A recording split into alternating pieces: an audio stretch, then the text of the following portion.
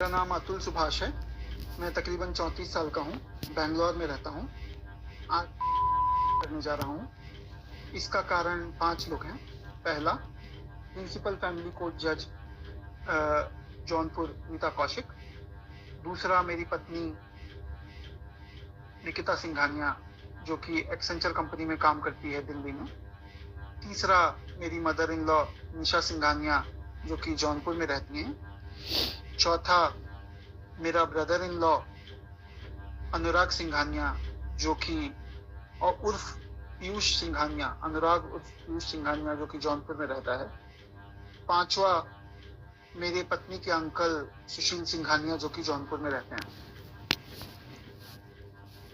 आज मैं आपको बताऊंगा इस वीडियो में कि हम मेरे बूढ़े माता पिता और मेरे भाई पर कितने केसेस डाले गए हैं, हमें कैसे हरास किया गया है, हमसे कैसे पैसे ऐंठने एक्सटॉर्ट करने की कोशिश की जा रही है, कितने पैसों का मामला है और कैसे मुझे ये करने के लिए डायरेक्टली इंस्टिगेट किया गया है और ऐसे सिचुएशंस बना दिए गए हैं जहां पर मेरा खुद को खत्म कर देना ही सबसे सही रास्ता समझ में आता है। इसमें मैं आपको ये भी बताऊंगा कि ये जो पैसों का खेल है ये कितने अमाउंट का खेल है, कितने पैसों का गोरख धंधा है ये। मैं उसके बाद हर किरदार का रोल बताऊंगा 5 लोगों का और अंत में मैं कुछ अपनी आखिरी इच्छाएं भी बताना चाहूंगा। इस वीडियो को देखकर आपको ये सीखने को मिलेगा कि कैसे आज कोई भी लड़की किसी भी आदमी और उसके पूरे परिवार को बर्बाद कर सकता है इस कानूनी व्यवस्था का इस्तेमाल करके, और कैसे ये कानूनी व्यवस्था सिर्फ कानूनन तरीके से आदमियों के खिलाफ नहीं है बल्कि कैसे ये भ्रष्ट भी है और आपको ये सोचने पे मजबूर करेगा कि क्या हम अपनी आस्था ऐसी व्यवस्था पर रख सकते हैं। मैं कोशिश करूंगा कि ये वीडियो हिंदी में बनाऊं ताकि ज्यादा से ज्यादा लोग इसे समझ पाएं, बट बोलने के फ्लो में मैं कई बार अंग्रेजी में भी स्विच कर जाता हूं, उसके लिए माफी चाहूंगा। बता दूं आपको कि अभी तक तकरीबन मैंने जोड़ा है 120 से भी अधिक कोर्ट के डेट्स लग चुके हैं लास्ट 2.5-3 सालों में अक्रॉस ऑल केसेस, और 40 बार मैं खुद इन कोर्ट डेट्स को अटेंड करने के लिए बैंगलोर से जौनपुर जा चुका हूँ। इसके अलावा मेरे माता पिता और भाई को भी अक्सर कोर्ट के चक्कर काटने पड़ते हैं। एक कोर्ट डेट अटेंड करने के लिए मुझे तकरीबन 2 दिन का समय लगता है मिनिमम। बैंगलोर से जौनपुर जाना, वहाँ कोर्ट डेट अटेंड करना अगले दिन और फिर वापस आना। मुझे साल में 23 छुट्टियां मिलती हैं, तो आप अंदाजा लगा सकते हैं कि क्या इन कोर्ट केसेस से लड़ पाना किसी के लिए भी पॉसिबल है या नहीं। ये बात जानकर आपको हैरानी नहीं होनी चाहिए कि अधिकतर डेट्स पर इन कोर्ट केसेस में कुछ भी नहीं होता। या तो जज एब्सेंट होती हैं या लॉयर्स का हड़ताल होता है या फिर कंडोलेंस होता है।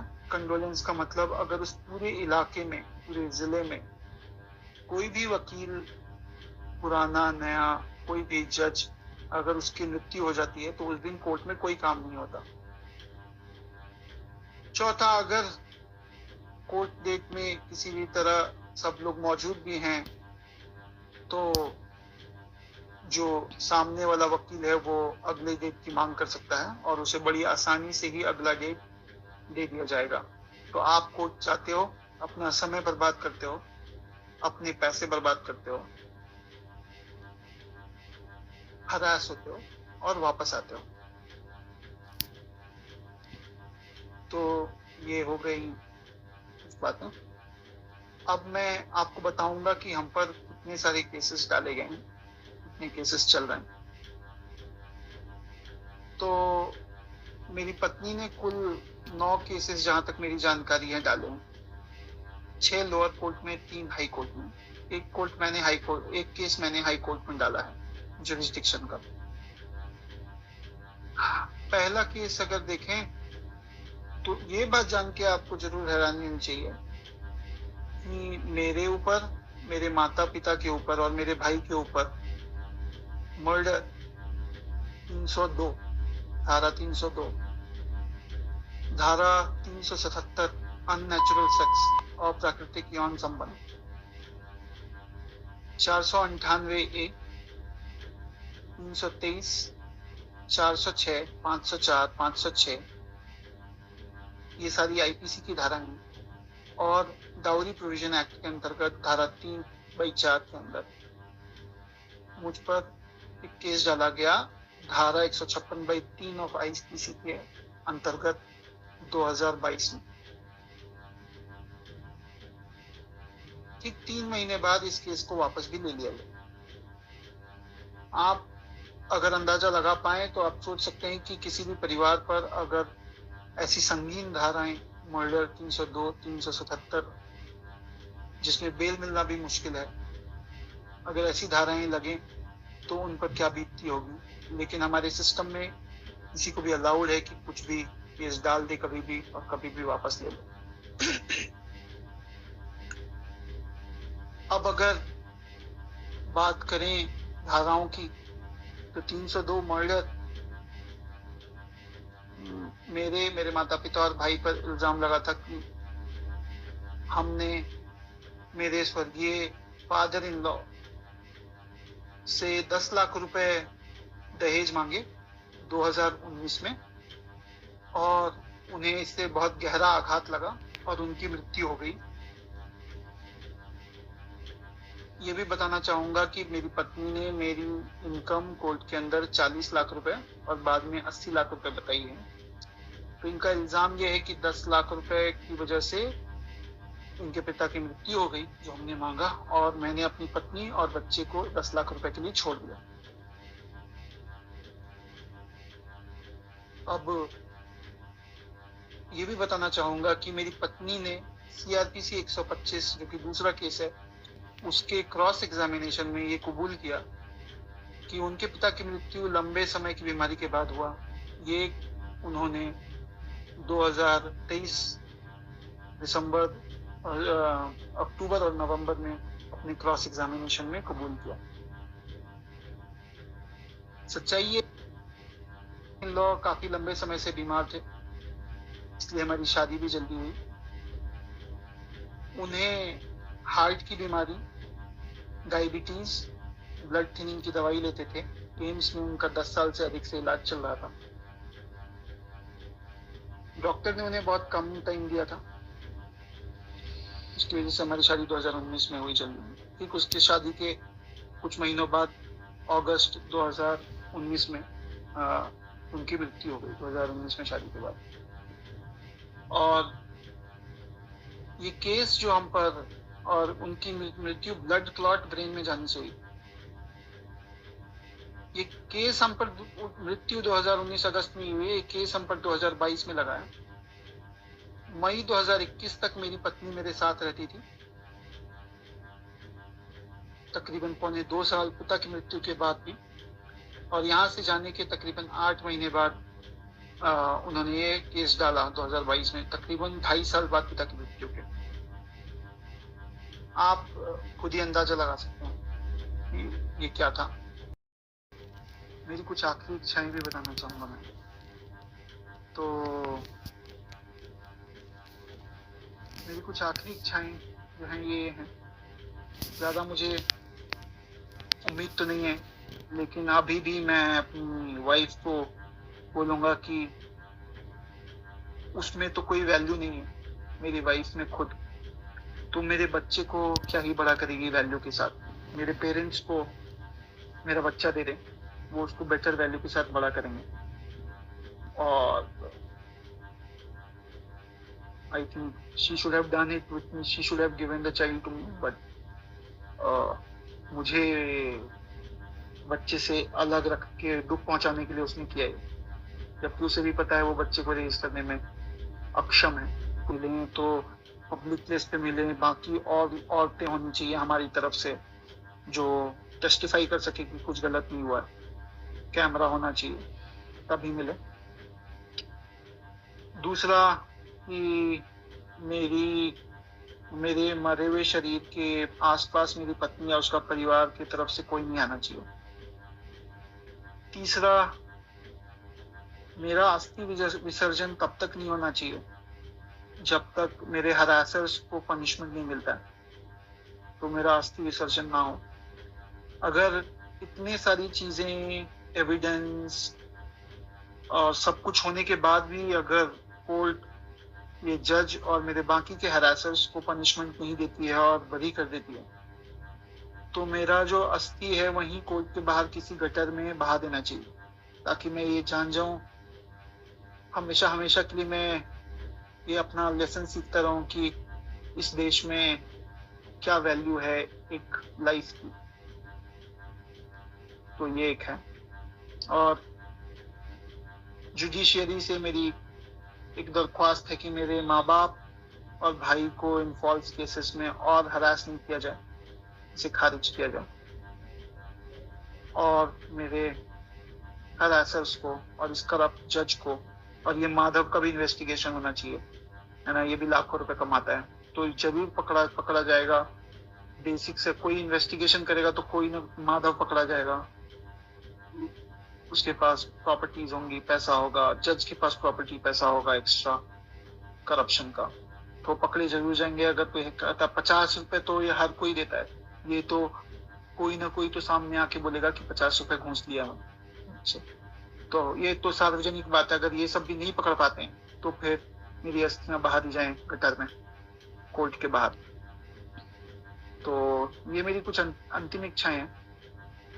इसी के साथ मैं ये वीडियो बंद करता हूँ। अब जो थोड़े बहुत जो मेरे आखिरी काम है कंप्लीट करके मैं मुक्ति पाना चाहूंगा। इससे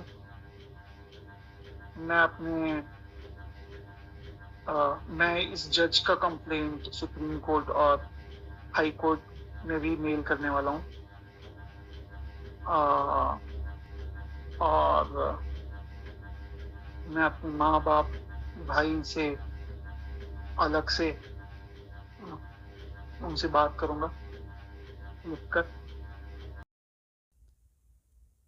इस वीडियो को देखने के बाद और ये सुसाइड नोट जो कि लेट अतुल सुभाष के द्वारा लिखा गया है, इसको पढ़ने के बाद से हर किसी इंसान के मन में यही प्रश्न उठ रहा है कि जो विक्टिम है, जिसका भी उसने नाम लिया है अपने सुसाइड नोट में और अपनी सुसाइड के पीछे उन्हें जिम्मेदार ठहराया है, तो उन्हें क्या पनिशमेंट मिलनी चाहिए और क्या ये suicide note as a dying declaration sufficient होगा उन्हें पनिश करने के लिए। ये सुसाइड नोट जो है अतुल सुभाष के द्वारा अपने सुसाइड कमिट करने के कुछ समय पहले ही किया गया था और इसे सोशल मीडिया पे उन्होंने पोस्ट भी किया था, जिसमें उन्होंने काफ़ी रीजंस को डिस्कस किया था अपने सुसाइड के पीछे, जैसे कि harassment, extortion, corruption of individuals, ये सारी चीज़ें। और उन्होंने काफ़ी लोगों के नाम भी मेंशन किए हैं स्पेसिफिकली कि कौन कौन लोग जिम्मेदार हैं उनके इस एक्ट के पीछे। पहले तो मैं आपसे रिक्वेस्ट करना चाहूँगी कि सुसाइड कभी भी किसी भी प्रॉब्लम का सॉल्यूशन नहीं हो सकता है। सो बी ब्रेव।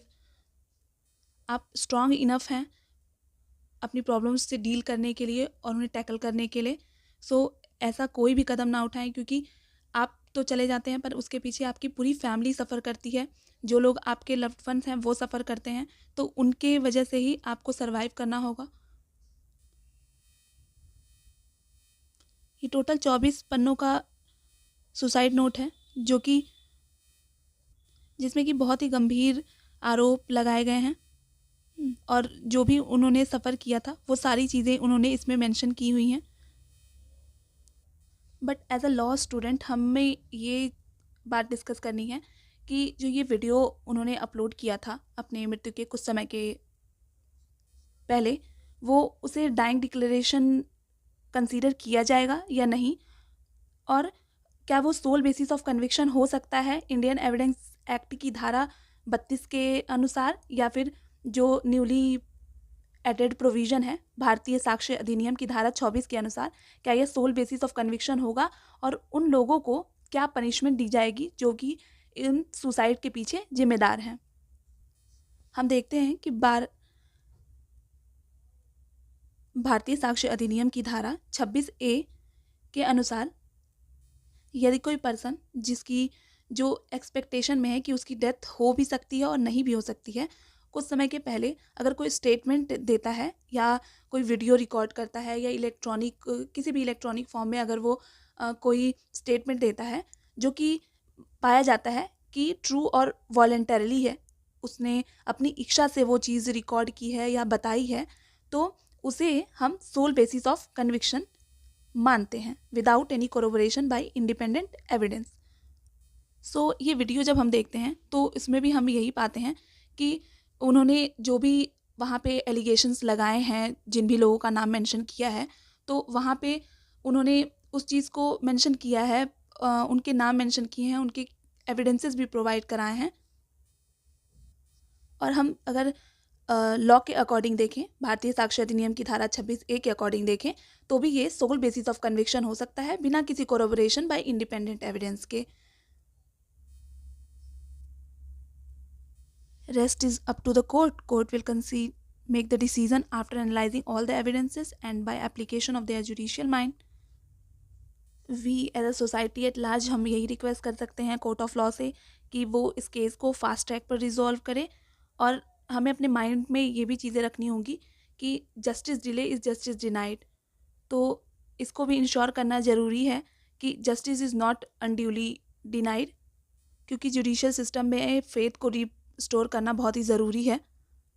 और विक्टिम की फैमिली और सोसाइटी एट लार्ज जो इस एक्ट के बाद सफ़र कर रही है, जो भी उनके मन में क्वेश्चंस अराइज हो रहे हैं, वो उसका भी जल्द से जल्द सॉल्यूशन होना काफ़ी ज़रूरी है। इस केस में एक क्वेश्चन ये भी अराइज होता है कि क्या वुमेन सेंट्रिक लॉ सही है या नहीं, वुमेन्स उसका मिसयूज़ कर रही हैं। जैसे कि इस सुसाइड नोट में उनके ऊपर एलिगेशन लगाया गया था, उन्होंने अपनी वाइफ के ऊपर एलिगेशन लगाया है कि वो काफ़ी ज़्यादा अमाउंट में एलिमनी के लिए डिमांड कर रही थी। तो हमें इस बात को भी कंसीडर करना होगा कि क्या इन लॉज का मिसयूज़ हो रहा है कि नहीं, और अगर हो रहा है तो हम उन्हें किस तरीके से टैकल कर सकते हैं, किस तरीके से उन्हें रिजॉल्व कर सकते हैं। ये महत्वपूर्ण चुनौती है और इस पर तुरंत विचार किया जाना भी काफ़ी ज़रूरी है। हम यही प्रे कर सकते हैं कि उन्हें जल्दी से जल्दी जस्टिस मिले